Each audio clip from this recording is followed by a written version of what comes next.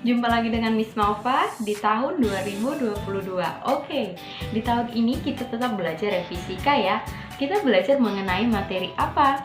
Oke, sebelumnya Miss akan perkenalkan dua benda dulu ya. Yang pertama ini. Apa kalian tahu ini benda apa? Kemudian, apakah kalian tahu ini benda apa? Oke, menurut kalian kita akan bahas apa ya? Ada dua benda yang Miss berikan, dan apa hubungannya kedua benda ini dengan materi kita sekarang? Oke, jangan lama-lama, kita akan bahas mengenai getaran dan gelombang. Oke, kita akan berbicara mengenai getaran dan gelombang. Apa yang terpikirkan mengenai getaran dan gelombang? Oke, ini kita akan lanjut ya dulu. Ya, di sini ada sebuah bandul. Kalian pasti tahu kan apa itu bandul dan pernah melihat pergerakan bandul bukan? Ya, di sini Miss buat ada 3 posisi, yaitu A, B, dan C. Posisi awal bandul yaitu pada posisi A. Kita akan lepaskan posisi bandul pada posisi AA. Oke, ya, kalian bisa lihat bandul yang pada posisi A ketika Miss lepaskan, dia menuju B, kemudian menuju C, dan kemudian dari C menuju B, kemudian dari B menuju A, dan kemudian berhenti seperti itu.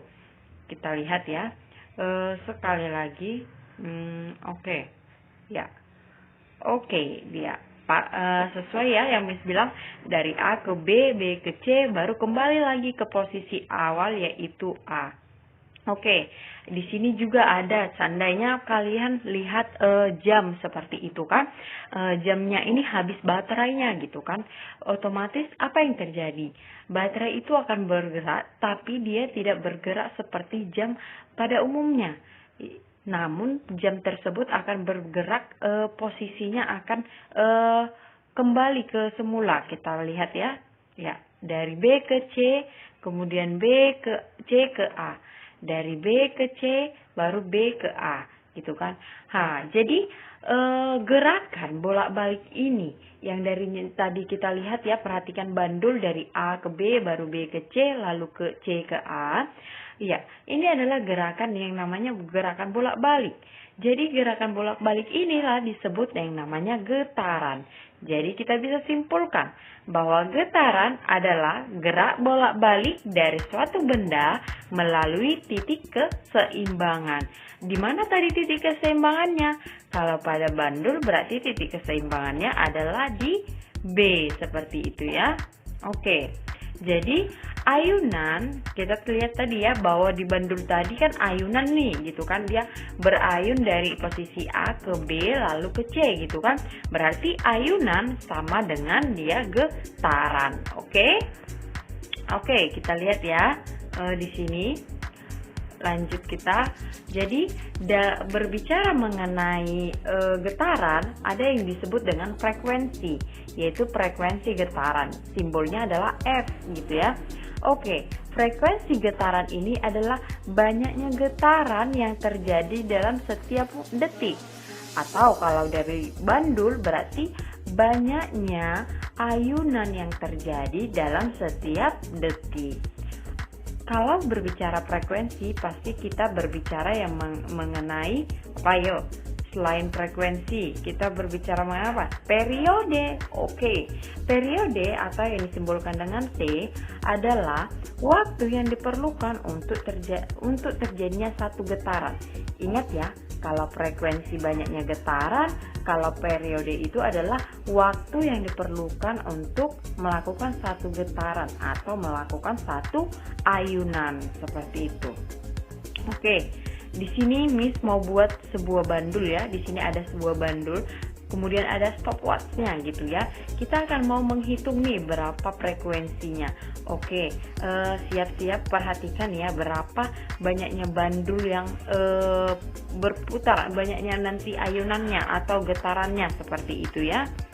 Oke, 1, 2, 3, 4, 5, 6, 7, 8, 9, 10. Berarti ada 10 ayunan atau ada 10 getaran begitu yang terjadi dalam 50 detik. Lihat ya, stopwatch-nya menunjukkan 50 detik. Oke, berarti frekuensinya kita bisa cari yaitu 10 per 50 ya. Karena frekuensi sama dengan banyaknya ayunan tiap waktu, berarti N dibagi dengan T. Jadi 10 bagi 50 hasilnya adalah, ayo berapa? Pasti jawabannya adalah 0,2 Hz. Jadi satuan frekuensi adalah 0,2 Hz. Berarti berapa periodenya? Periode itu sama dengan banyaknya waktu, berarti T per N, seperti itu ya. Atau bisa juga kita buat dengan 1 per F, begitu dia. Berarti periodenya adalah 1 per 0,2, seperti itu ya. Oke, bentar ya. Oke, 0,2. Apa satuannya? Satuannya adalah sekon, seperti itu ya. Jadi T sama dengan T per N, ya, sama juga dengan 1 per F, yaitu 1 per 0,2 sekon. Atau bagaimana nih hasilnya? Sama dengan berapa? 5 sekon ya, 5 sekon. Ini dianya, 5 sekon, seperti itu. Oke, kita lanjut ya. Ya, kita sudah berbicara mengenai getaran, berarti getaran ini sangat erat kaitannya dengan gelombang. Oke, Miss mau tanya nih, pernah kan pergi ke laut dan mengamati apa yang terjadi di laut? Ketika ada di laut pasti ada yang namanya ombak. Bagaimana bentuk ombak itu? Seperti itu. Ya, kita bisa lihat nih, ada kapal.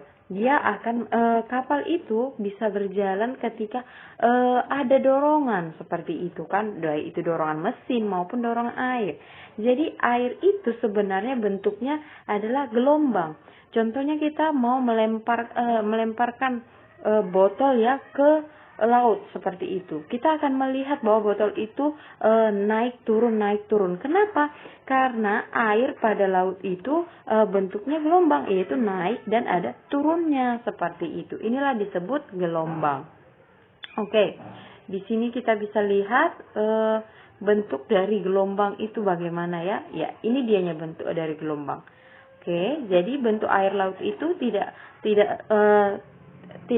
lainnya seperti ini bentuknya, seperti itu ya. Ini dia bentuknya. Oke, gelombang itu juga disebut dengan getaran. Lalu apa beda gelombang dengan getaran, begitu kan? Oke, gelombang adalah getaran yang merambat dalam suatu medium. Oke ya, getaran yang merambat dalam suatu medium. Tadi kita tahu bahwa getaran adalah gerak bolak-balik dari suatu benda melalui titik keseimbangan. Miss ingatkan lagi di sini ya, apa itu pengertiannya. Oke, kita bisa lihat ini contohnya. Oke, ini adalah bentuk dari gelombang seperti itu ya. Oke, jadi satu gelombang penuh itu bagaimana ya? Satu gelombang penuh yaitu terdiri dari satu puncak, kemudian satu lembah atau satu bukit gelombang. Yang merah ini adalah bukit gelombang, yang hijau ini adalah lembah gelombang, seperti itu ya. Jadi itu adalah satu gelombang. Jadi satu gelombang, banyaknya gelombang, panjangnya gelombang inilah yang disebut dengan lambda. Oke, ini dia disebut dengan lambda, atau ini dia simbolnya lambda. Oke, ya, seperti kita lanjut ya. Oke.